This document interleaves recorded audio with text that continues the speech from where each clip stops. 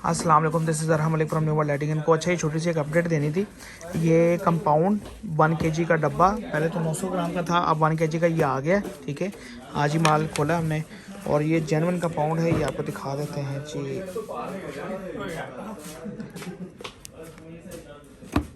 ये genuine compound जो है, ठीक है, ये अपडेट देनी थी। जिन भाइयों की मिसिंग थी, जिनकी रहती थी, जिन्होंने लेनी है, और वो भी हमसे रब्ता कर लें ताकि हम उनको भी प्रोवाइड कर दें। जिन जिनकी रह गई थी व्हाट्सएप पे रब्ता करें, पर्सनल नंबर जो उनको दिया हुआ है। और इसके अलावा जो नए आर्डर थे, जिन्होंने कहा था कि ये आएगी तो अपडेट दे देगा, तो ये अपडेट आ गई है जनाब आला।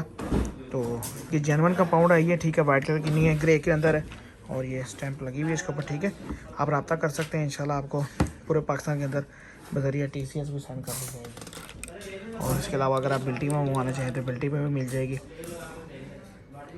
ऑफिस नंबर 0305403241 और address 783 H block Sabzar Lahore.